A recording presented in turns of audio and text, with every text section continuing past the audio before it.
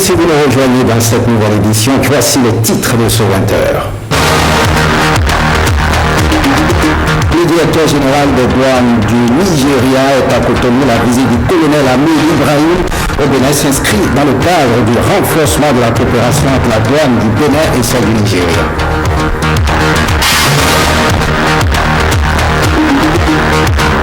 Validation de l'année académique à la Flash et suspension d'une vingtaine d'étudiants à l'université d'Abomey-Calavi.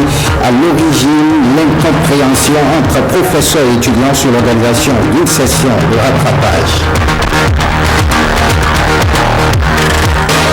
Le Bénin renforce sa stratégie de lutte contre l'insécurité alimentaire. Les 4 indiquant de façon précise les poches d'insécurité alimentaire sont en cours d'élaboration à Cotonou.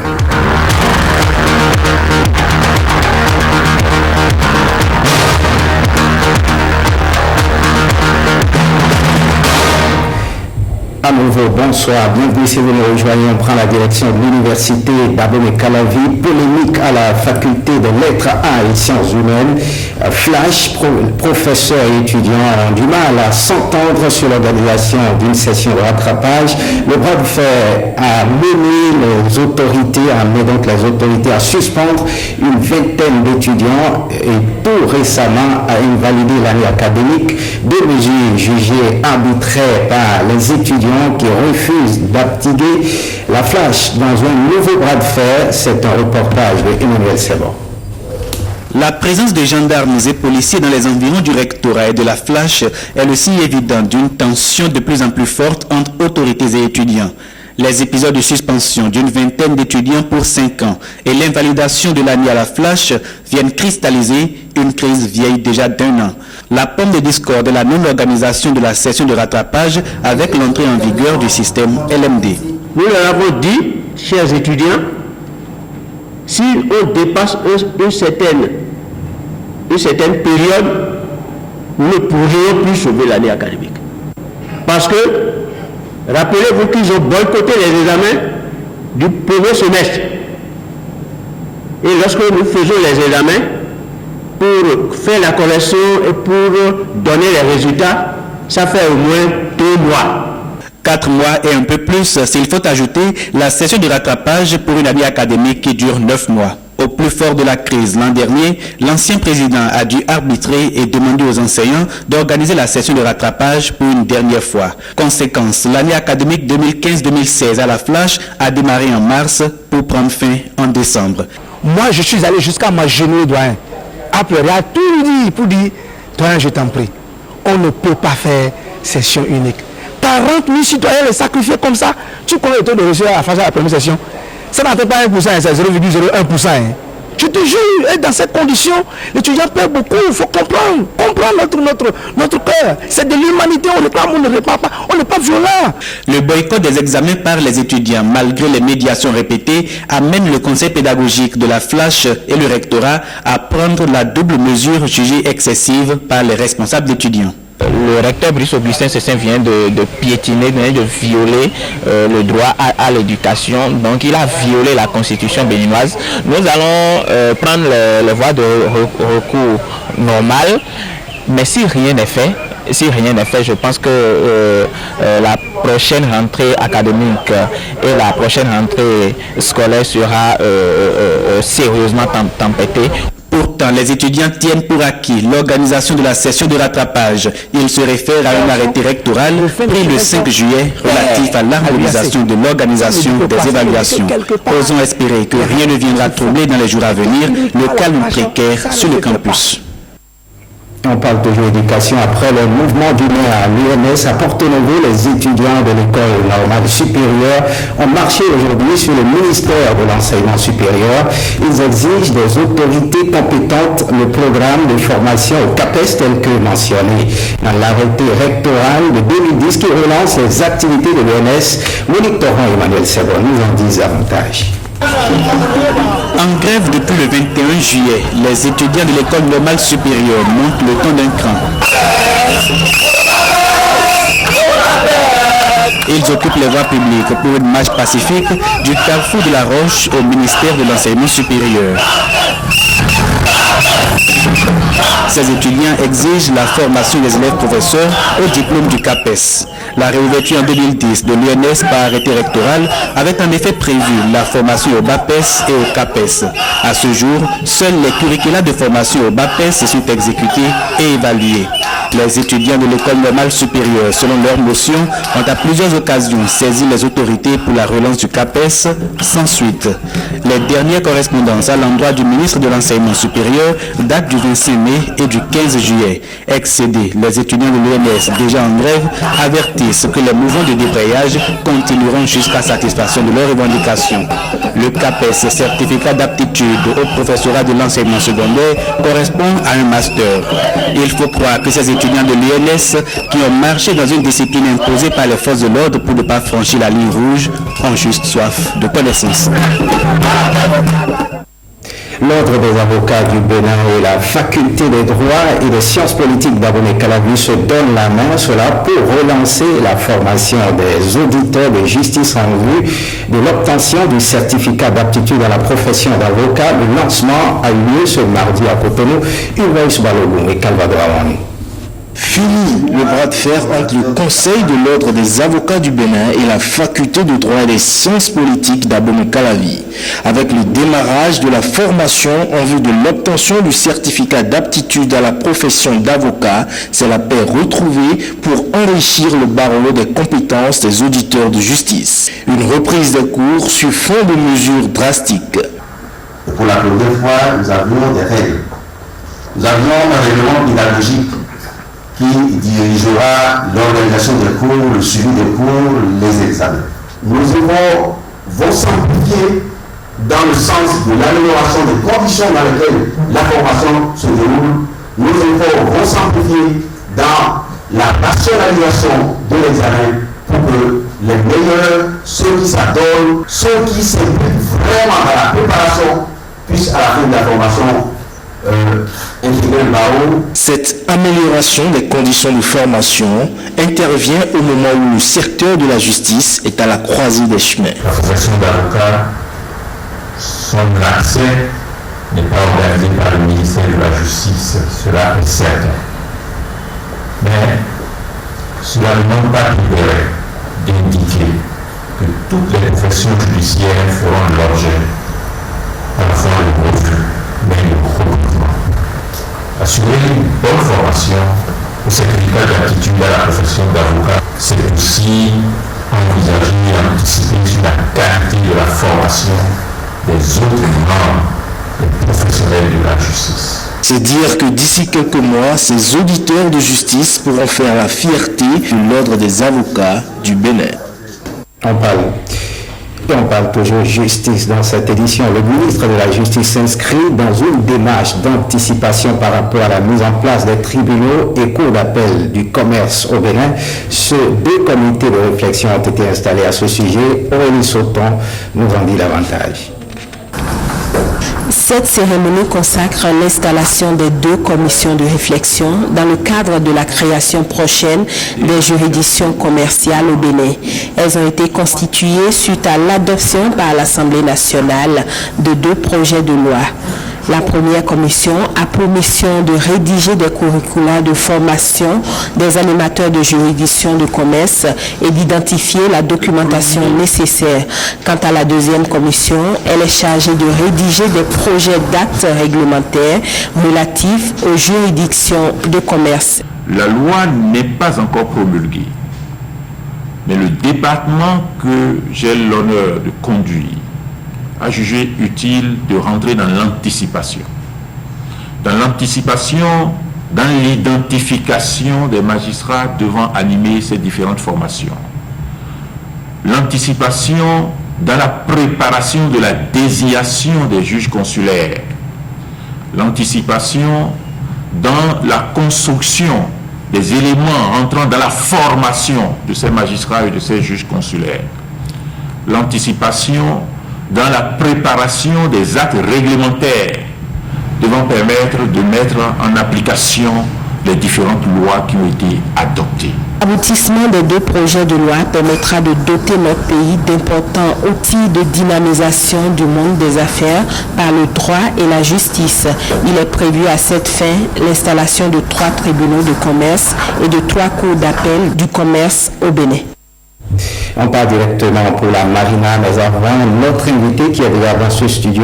Bonsoir, monsieur le ministre. Bonsoir. Oswald Omeki, vous êtes dans ce studio pour nous parler du match que livreront les écureuils du Bénin, les écureuils cadeaux, le mois 17 ans, le dimanche prochain contre la Côte d'Ivoire. Absolument. À tout à l'heure, monsieur le ministre. Merci. Le point de presse consécutif au Conseil des ministres de ce mercredi s'est articulé autour de 4 dossiers. Il s'agit notamment de la construction d'un hôpital de zone à Alada sur dons japonais et du contrôle de l'authenticité des diplômes des agents de l'État. Sur ce point, le ministre en charge de la fonction publique a été instruite pour une radiation sans délai de certains agents, suivant un extrait des propos du ministre d'État Pascal Irénée Koupaki au micro de Renoir Capot.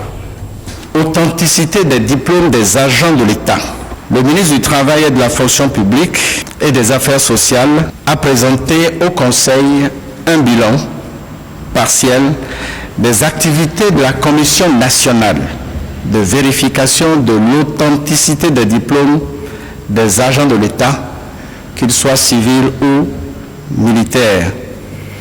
Les activités de cette commission s'inscrivent dans le cadre de la moralisation de la vie publique, de l'amélioration de la gouvernance administrative et de la lutte contre l'impunité. Le compte rendu fait au Conseil révèle que 10 agents ont usé de faux diplômes pour se faire recruter à la fonction publique ou reverser dans la fonction publique. Ce sont des faits graves. Le Conseil a autorisé le ministre du Travail, de la fonction publique et des Affaires sociales à enclencher la procédure de radiation à l'encontre de ces 10 agents. Les dossiers des intéressés seront transmis au ministre de la Justice et de la Législation pour les poursuites judiciaires à l'encontre des mises en cause. Le ministre chargé de la fonction publique a été instruit au fin de proposer un dispositif d'examen préalable et minutieux des diplômes des candidats au concours d'entrée à la fonction publique ou ceux des agents sollicitant des reclassements ou des reconstitutions de carrière. Enfin, le Conseil considère sur cette question que le contrôle a priori fait désormais partie de la dimension éthique que chacun doit donner à la gouvernance de notre pays. Le ministre de la Santé a rendu compte au Conseil de l'évaluation des offres relatives à la construction et à l'équipement de l'hôpital de zone d'Alada. Le Japon s'est proposé de financer la construction de cet hôpital sur un accord de don qui fait 10 milliards de francs CFA. La procédure d'appel d'offres a été lancée. Le déploiement a été fait à Tokyo en mai dernier. 2 entreprises japonaises ont été retenues, l'une pour la construction de l'hôpital et l'autre pour l'équipement de cet hôpital. Les contrats ont été signés au Japon et le ministre de la Santé, qui a rendu compte au Conseil, prendra les dispositions nécessaires pour l'exécution de ce projet et il a été demandé au ministre de l'Économie et des Finances de faciliter la mise en œuvre de ce projet. Le délai contractuel d'exécution de ce projet est de 16 mois à compter de juin 2016. Donc les travaux seront achevés à fin octobre 2017. On quitte la marina pour notre invité. Bonsoir, Oswald Omeki. Bonsoir. Les écureuils jouent dimanche prochain contre la Côte d'Ivoire. Quelles sont les dispositions prises pour que le match se déroule dans de bonnes conditions? Merci, bonsoir à tous les téléspectateurs de l'ERTB. Les dispositions prises sont les mêmes que d'habitude. J'ai moi-même cet après-midi présidé la réunion du comité d'organisation. Au point de vue sécuritaire, aussi bien que sur le plan sanitaire, toutes les dispositions sont prises pour que le match se déroule dans de très bonnes conditions. Nous avons rendu une visite à l'équipe, à notre équipe nationale cadette. Les jeunes se portent très bien. Les encadreurs nous ont rassurés de ce que l'équipe était en pleine forme et prête à en découdre avec la sélection ivoirienne de moins de 17 ans qui sera à Cotonou dans quelques heures, et ce match se tiendra dimanche prochain. Le 2014 dernier, le Bénin avait été suspendu à cette même étape pour raison de tricherie avec l'âge des joueurs et qui ne reflétait pas la vérité. Quelles sont les dispositions prises pour que le Bénin ne tombe pas dans les mêmes travers?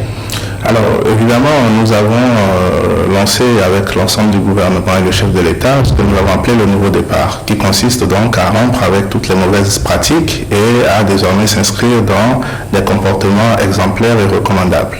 Et dans ce sens, nous avons nous-mêmes veillé rigoureusement à ce que le test qui consiste à vérifier l'âge réel des enfants soit fait à l'ensemble des joueurs. C'est un test qui se fait avec la présence des experts de la FIFA et de la CAF. Ça s'appelle IRM. Ça se fait hors du Bénin. Nous avons pris les dispositions pour que tous les enfants soient testés. Et la CAF a certifié, authentifié la liste de tous les joueurs qui sont dans l'équipe nationale cadette. Et je puis attester en ma qualité de ministre qu'ils ont effectivement moins de 17 ans, tous autant qu'ils sont, et que nous n'aurons pas à gérer demain des questions de disqualification liées à de la tricherie sur l'âge des joueurs. Un mot à voir du public, les Béninois. Alors le mot, c'est la bonne nouvelle que j'apporte ce soir. Le chef de l'État nous a instruit pour que le gouvernement prenne en charge les frais liés à l'organisation de ce match et que l'entrée au stade dimanche prochain soit libre et gratuite pour l'ensemble des Béninois. Et donc j'invite le public sportif béninois à venir s'unir derrière notre équipe, à communier pour pousser ces jeunes enfants qui ont du talent, qui ont de la compétence et qui vraiment nous ont assuré de leur volonté de démontrer que le Bénin a recommencé à devenir un pays de football. Et donc dimanche prochain, personne n'aura à débourser quoi que ce soit pour entrer au stade. L'entrée sera libre et gratuite. C'est le chef de l'État qui en a pris l'initiative. Le gouvernement remplira sa mission républicaine en prenant toutes les dispositions. Au plan sécuritaire, toutes les dispositions sont prises. Au plan sanitaire, toutes les dispositions sont prises également. Les sapeurs-pompiers seront là, le SAMU, la police, l'armée, pour permettre l'entrée au stade. Le stade sera ouvert à partir de 12h00. Nous demandons à tous les Béninois de venir soutenir notre équipe nationale cadette parce qu'on a des chances de gagner. Et il est très important, absolument important, que cette flamme, cette ferveur, cette chaleur que nous avions il y a quelques années, où nos équipes étaient soutenues fortement par les Béninois, qu'on puisse faire renaître cette flamme. Et c'est le sens de cette initiative que nous souhaitons partager avec l'ensemble des Béninois. Merci Oswald Omeki, ministre des Sports. Rendez-vous dimanche prochain au stade Mathieu Kérékou, Bénin, Côte d'Ivoire, les écureuils cadets. Suite de cette édition, on parle toujours sport, mais cette fois-ci de la boxe. L'Institut français de Parakou a abrité le championnat départemental de boxe, une compétition qui s'est déroulée sous le regard du sélectionneur national Aurélien Ayan, Iklimo Benocero et Théodore Gangeco pour le point. Le Noblat a l'honneur sur ce podium de l'Institut français de Parakou transformé en ring de fortune. C'est l'édition 2016 du championnat départemental de la boxe dans le Borgo et la Libouri. Plusieurs combats au rendez-vous. La catégorie des minimes ouvre la série des combats, suivi des légers. À ce combat, Udusaka de Boxing Club l'emporte, suite au jet d'éponge de Issa Diallo de Palace Boxing Club. Faute de challenger dans sa catégorie des poids lourds, Fatao Galadima de Palace Boxing Club joue son niveau face à un pugiliste moins huppé. Parce que Diane, je ne savais pas. Tu es venu, nous avons essayé de rester ensemble. Dans la boxe, il n'y a pas la paix. La boxe là, c'est pas avoir paix. Mais quand tu es un boxeur, quand tu as le cœur, tu as bien boxé. La seule affiche ayant tenu en haleine les amoureux du Noblat est la finale des poids légers.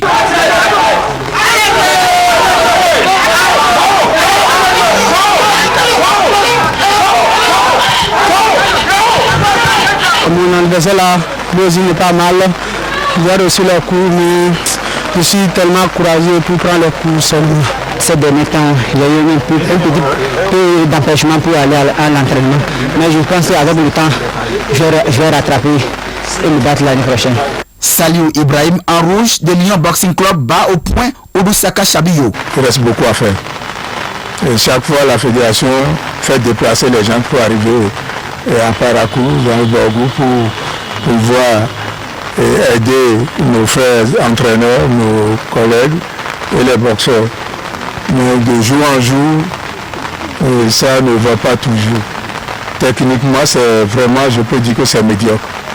Ils n'ont qu'à prendre les taureaux par les cornes et beaucoup travailler avant d'arriver à Cotonou. La fédération a pour objectif de développer la boxe au niveau de tous les départements, de promouvoir le nom A dans tout le Bénin. Donc c'est forcément une note de satisfaction. L'édition 2016 du championnat départemental de la boxe s'achève avec toujours les mêmes problèmes. Absence de ring et aussi manque d'engouement autour de ce sport de combat. Direction la douane béninoise, le directeur général des douanes nigérianes est en visite de travail au Bénin. Le colonel Hamid Ibrahim a été reçu à la direction générale des douanes et droits indirects à Cotonou par son homologue béninois Pierre Claver Tosso. Une visite placée sous le signe du renforcement de la coopération entre les deux administrations. Le reportage de Privé Météo. Pas de nuage dans le ciel des relations entre les douanes béninoises et nigérianes. Le chef des douaniers nigériens à Cotonou a eu droit aux honneurs militaires et s'est entretenu avec la partie béninoise. Il existe une plateforme d'échange entre les deux institutions. D'ailleurs, les experts des deux pays partagent leurs expériences sur les questions de sécurité, de lutte contre la fraude et de sécurisation des marchandises. Le sujet à discuter, c'est la question d'accord qui a été signé par les administrations qui doit être renforcée et envisager la raison pour laquelle il y a des problèmes et comment on va trouver des solutions pour ces problèmes. Cette rencontre, celle-ci s'inscrit surtout dans le cadre de la revue à mi-parcours de l'exécution du programme qui a été établi lors de la visite de la douane béninoise au Nigeria et visite au cours de laquelle il a été signé un protocole d'entente sur un certain nombre de questions. Cette visite intervient dans un contexte économique difficile. Il y a un ralentissement dans les activités commerciales. Justement, ces rencontres-là nous permettent de remettre le pendule à l'heure et de pouvoir discuter d'une seule voix des problèmes qui minent nos deux États, nos deux économies et nos deux douanes. L'agenda du patron des douanes nigérianes semble bien chargé, avec à la clé plusieurs rendez-vous. Faire du corps diplomatique étranger accrédité au Bénin les ambassadeurs touristiques de notre pays dans leurs pays respectifs, c'est le sujet principal d'un projet gouvernemental que le ministre des Affaires étrangères pilote. Il a permis aux diplomates en service au Bénin d'aller visiter les musées et autres sites touristiques du sud Bénin. Osman Tchapé, Patrick Gassou. Une termitière à Cotonou ferme cette plaque indicative du village souterrain d'Agongointo, commune de Boïcon. Un parc archéologique, premier site visité par les membres du corps diplomatique à la découverte des richesses touristiques du Bénin. De cette forêt sacrée aux espaces consacrés, on se déchausse en passant par les salles où sont exposés des objets préhistoriques pour aboutir à ce village souterrain où les vêtements de couleur rouge sont interdits d'entrée. Diplomates et journalistes ressortent de l'une des 56 maisons souterraines avec une joie évidente. Joie évidente aussi ici à Abomey, dite capitale historique du Bénin. Les visiteurs découvrent le site des palais royaux d'Abomey, centre du royaume de Dahomey, avec ses origines, son expansion, son apogée, son déclin, ses 13 rois et sa reine Arambé. Le doyen du corps diplomatique apprécie cette initiative du ministère des Affaires étrangères. C'est toujours important de savoir comment les ancêtres, ou bien à l'époque féodale, le roi et le royaume fonctionnaient et comment l'histoire se tournait avec l'invasion des puissances étrangères. Cette visite était très intéressante pour nous. Le Bénin a beaucoup de potentialités touristiques. Mais pour exploiter ça, il faut que les Béninois se préparent pour que les intérêts des touristes étrangers puissent être satisfaits d'une manière convenable. Donc ça m'a donné l'occasion de découvrir davantage la richesse de l'histoire du Bénin. Joie diplomatique donc, mais mitigée quand les visiteurs apprennent qu'un seul canon est échangé contre 15 hommes valides et solides ou 21 femmes vierges et jolies. Avec 12 canons alignés ici, un rapide calcul esclavagiste nous conduit aux millions d'esclaves qui sont passés par ici, à Ouidah, dite capitale touristique du Bénin. Le circuit touristique ici clôture cette première tournée diplomatique qui veut faire du tourisme la porte du non-retour pour un nouveau et beau départ économique du Bénin béni. Marquant un arrêt à l'ORTB, la plateforme des OSC, organisation de la société civile, renforce l'ORTB. Elle a procédé ce mercredi à une remise de matériel à la radio nationale. Blaise Adampo et Rosemont Tchapoué. 2 ordinateurs portatifs, des enregistreurs, des dictionnaires et des onduleurs pour la radio nationale. C'est au don des organisations de la société civile. L'organe de presse publique est encouragé pour son rôle lors de la dernière élection présidentielle. L'ORTB a réellement soutenu la plateforme des organisations de la société civile, bien que vous ayez manqué de matériel de travail. Et c'est pour cela qu'en y réfléchissant de près, les organisations de la société civile qui ont pris part aux élections passées et surtout la coordination nous a instamment demandé que nous fassions un geste à l'endroit de l'ORTB et notamment en vous dotant de quelques équipements. Cette remise est aussi le fruit d'un partenariat entre la radio nationale et les OSC. Vous avez décidé de nous récompenser et dans la position de directeur général, je ne peux dire qu'une chose, ce n'est que justice. La collaboration que j'ai observée entre vous et nous devrait pouvoir être citée en exemple. Je n'ai pas connu de jour ici où la plateforme ne nous a pas apporté des informations utiles pour faire notre travail. Et je n'ai pas vu, pendant les élections, quelqu'un dans cette salle rechigner à faire le travail qui était le sien.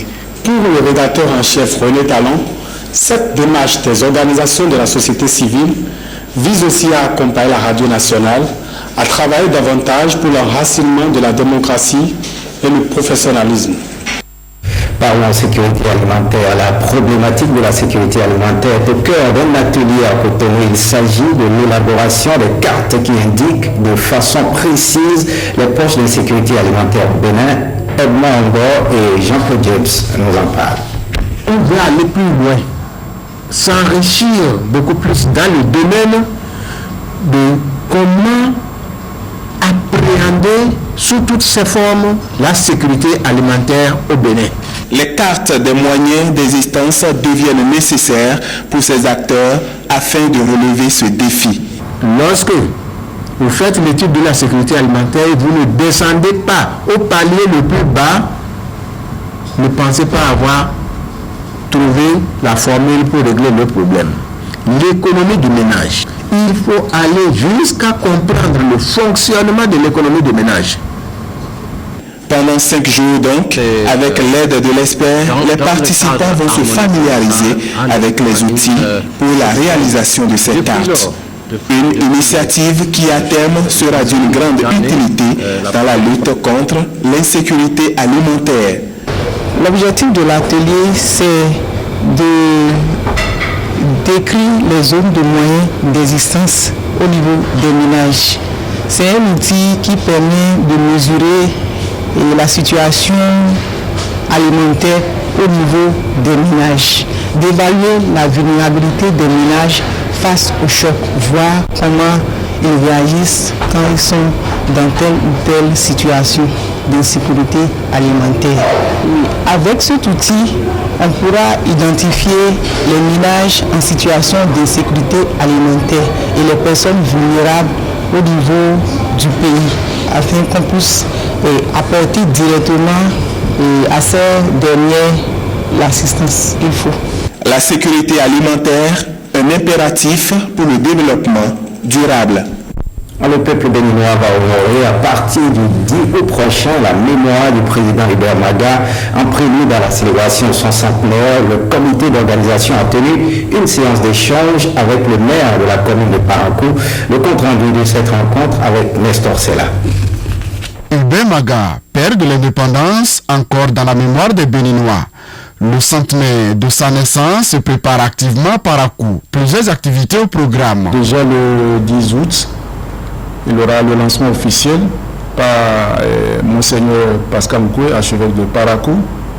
Donc ce serait des séries de messes dans les cathédrales de Parakou, Amatitengu, Boykan, Abomey, Cotonou, Porte-Novo, Ouida et Lokossa, et les prières dans les grandes mosquées. On aura 2 colloques scientifiques dirigés par 10 enseignants-chercheurs et politologues. Les 2 colloques se tiendront à Parakou et à Matitengu. Nous aurons l'animation de 3 villages du centenaire à l'université de Parakou, à la place Bioguera et à la résidence du président Maga. Nous avons prévu une pièce de théâtre qui est dénommée Sur les traces de notre histoire. Nous avons prévu également le concert de l'unité nationale à Parakou, avec le grand nom de la musique nationale, le concours de l'hymne national dans les 77 communes du Bénin et la pose de la première pierre de la maison de la mémoire du patrimoine Hubert Maga. Bien d'autres activités sont prévues pour rendre un hommage mérité à ce illustre fils du pays. Le gouvernement s'engage à accompagner l'événement, les autorités municipales aussi. La mairie ne restera pas en marge de ces manifestations parce que Parakou, c'est la ville natale du président Hubert Maga. Donc c'est notre papa, c'est notre grand-papa. Et nous ferons tout ce que nous pouvons pour que cette manifestation connaisse un succès. Nous allons voir dans notre budget ce que nous pouvons dégager pour accompagner, en plus de ce que le gouvernement a donné. On va mettre la pression, on va essayer de voir tous les acteurs du développement, tous les partenaires techniques et financiers, les acteurs culturels qui peuvent participer à la réussite, n'est-ce pas, de cette manifestation. Réussir l'événement au plan national, c'est tout le vœu du comité d'organisation. À l'occasion de cette séance d'échange, une minute de silence a été observée en mémoire du feu président Émile Deren Zissou, décédé le 28 juillet dernier. Parlons de ces retrouvailles rencontrant les Béninois formés à Cuba, initiative qui serait fraternelle, sanitaire. Après 6 années de formation, c'était samedi dernier au collège Pierre. Plus de précisions avec Jérôme Mongol et Darida Silva. Moment de retrouvailles et d'échanges. C'est le creuset choisi par ces Béninois formés à Cuba pour mieux se connaître. L'objectif est de nous réunir, de nous retrouver. Parce que vous savez que dans la vie, nous avons besoin de l'aide de l'autre et de parler, de nous connaître un peu. Rentré il y a 5 à 10 années pour certains et quelques mois pour d'autres, ces ressortissants ont profité de ces retrouvailles pour discuter des problèmes qu'ils rencontrent à leur retour au pays. Au-delà de ces retrouvailles, il y a la nécessité d'aider ces jeunes frères qui viennent d'arriver. Nos frères béninois qui sont ici, je ne sais pas, ils ont un rejet de l'étranger, je ne sais pas pourquoi. Quand vous faites l'extérieur, notamment les pays communistes comme Cuba, et ils se demandent, mais lui vient d'où, il a fait quoi, et pourquoi il est là. Donc il faut nécessairement qu'à travers notre travail, nous fassions nos preuves. Alors il leur suffit simplement de voir le curriculum de formation pour juger de la pertinence de la formation que nous avons reçue à Cuba. C'est difficilement que nous arrivons à intégrer ces milieux. Toutefois, ces anciens boursiers béninois attirent l'attention des autorités sur leurs conditions de vie au pays de Fidel Castro. La vie là-bas, c'est dur. Les étudiants togolais leur donnaient quelque chose par mois. On n'a rien au confond de notre pays. Seulement, on te donne le billet aller-retour, c'est tout. Le reste là, c'est l'achat de tes parents. Ainsi, les Béninois formés à Cuba affirment leur volonté de participer au développement de la nation. Une mot de culture pour finir boucler cette édition. Le Hip Hop Campé HKH est un festival de musique pour les jeunes. Il se déroule chaque année au mois d'avril. Pourquoi l'édition 2016 de ce festival qui a 15 ans n'a-t-elle pas eu lieu jusque-là? Monique Torrent et Patrick Bosson posent la question aux organisateurs membres de ADS Productions suivant leur entretien. Hardiesse poussille en puissance, avec grand courage et grande hardiesse pour le show. C'est pour le festival annuel Hip Hop Campé, qui a 15 ans cette année, mais qui est encore aux abonnés absents depuis avril 2016, où il devait se tenir. C'est le plus grand festival de l'Afrique de l'Ouest en matière de musique urbaine. Cette année, ça n'a pas encore eu lieu parce que nous avons eu quelques problèmes de financement. On avait l'habitude de travailler avec les organismes internationaux, vu qu'en 2014, le festival hip-hop avait changé de nom. Il y a beaucoup qui ont cru que nous avons vendu le festival. C'était juste une collaboration, c'était un partenariat avec une maison de la place. On est à notre 15e édition. On a commencé tout seul, on évolue tout seul et jusqu'à aujourd'hui on est tout seul. C'est pas normal. Sans l'appui du gouvernement. Un festival pour faire valoir la jeunesse. C'est la récréation des jeunes. Nous faisons 10 000, 15 000, 20 000 places sur le festival. Donc c'est pas un petit festival, c'est un grand événement. Un festival qui donne des jobs de vacances aux jeunes. Durant le festival Hip Hop Campé, il y a des jeunes qui sont formés, qui reçoivent des diplômes. Nous faisons des ateliers d'écriture, nous faisons des ateliers de formation en management, nous faisons des ateliers de formation en vidéo, nous faisons des ateliers de formation en ingénierie de son. Et il y a des gens qui sont salariés pendant le festival Hip Hop Campé. Un appel vibrant est alors lancé au père de la nation. Je sais que vous aimez les jeunes, je sais que vous travaillez pour les jeunes, pour la jeunesse. Donc je compte sur vous. Je sais que la 15e édition de ce festival se fera grâce à vous. Les contacts sont donnés. 94 17 42 98 et le 97 77 33 77. Hip Hop Campé chante au public qu'il a positivement changé. Faites ce journal, merci de l'avoir suivi. Retrouvez cette édition sur le site de l'ORTB, www.ortb.bj. Merci de votre fidélité et bonne suite des programmes sur l'ORTB.